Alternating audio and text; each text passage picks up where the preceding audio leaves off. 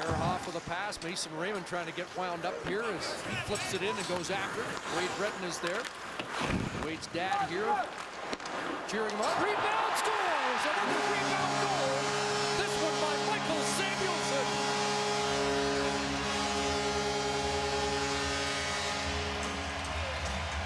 We showed Samuelsson off the opening faceoff as one of the Canucks that would have to score because of their depleted lineup. Wade Redden makes just a miserable breakout pass, and Lundqvist's rebound is weak into the middle of the ice, but Redden's got to do something far more firm with this puck. Roosevelt gets caught watching the puck. He's got to be responsible for Samuelsson. The shot from the boards from Bernier ends up on Samuelsson's stick. And with 77 seconds left in the period, the Canucks lead 1-0.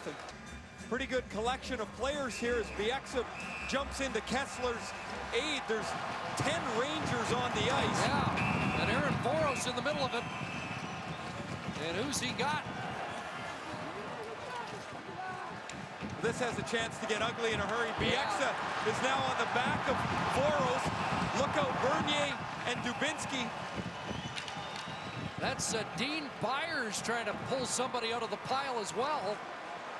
And how many Rangers are on the ice? 5, 8, 10. 10 Rangers, 4, 7 Canucks. 20 years ago, this wouldn't have ended this peacefully. And one Canuck, Kessler, being taken to the penalty box.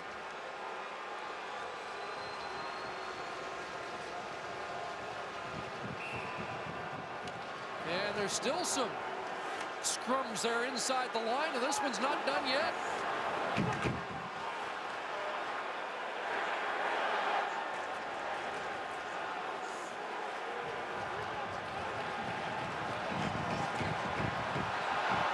And now Byers and Bieksa. Byers in the penalty box and almost came on.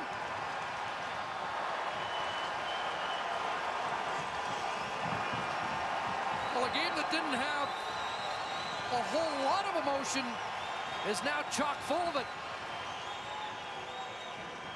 And we're told that this may have started with a Kessler stick on Marian Gaborik after the whistle had gone. Well, there's just as many Rangers sitting on the bench as there are on the ice, halfway through a change. And there is... Little shove from Kessler. And that shove drew a lot of Rangers to the vicinity in a hurry.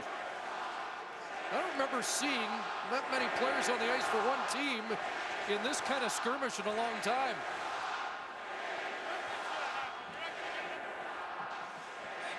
Avery and Hordichuk are going at it pretty good here across my position. Now Brad Watson. Which means you better hit the mute button in a hurry. Yeah, they're going at it pretty good here. There's Ray well placed between it all, and you can't hold that mute button enough. O'Brien and Avery, and look at O'Brien's getting the stick on Avery, and that's a problem. Now Sean Avery has O'Brien's stick in his hand, and the reason he's got it in his hand is O'Brien came all the way down from the defense end of the bench, and he was jabbing at Avery with his stick. Avery just reached out and grabbed it out of his hand, and now Vigneault is pushing O'Brien back down the bench. Gardy and Byers are in the box. There's O'Brien's stick that Avery just rips out of his hand, and he ends up throwing it on the ice. Tortorella ends up coming down here to check things out. Canucks back at full strength, and away goes Kessler. Hordichuk peeled off to go to the bench. So it's a solo mission for Ryan Kessler. Glass was in front. Kessler couldn't get it to him. Now gets it in front. Shot scores! Rippin!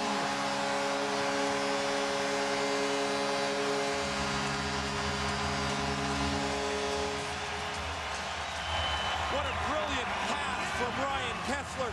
He's been the best Canuck for about a month here. He, of course, is the player that stirred that whole mess up earlier that led to the Rangers' power play goal, but in on the forecheck, Kessler beats Roosevelt to the puck, and as the Rangers are watching the puck, Rick Rippon comes off the bench, and the feisty winger makes a perfect shot over Henrik Lundqvist. And the Canucks have regained their one-goal lead. Just a beautiful feed by Kessler and a wonderful finish by Rick Rippon. Raymond hacked at by Gilroy. Gets it to Ehrhoff. Edler cheats down into the middle. Kessler fired it wide. Loose puck scores!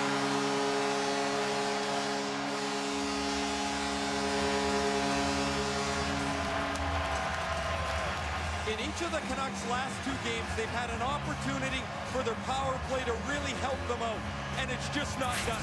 In Anaheim, they gave up a shorthanded goal. Against Colorado, they made their win so much more difficult by getting nothing going. This is nice puck movement off the end boards.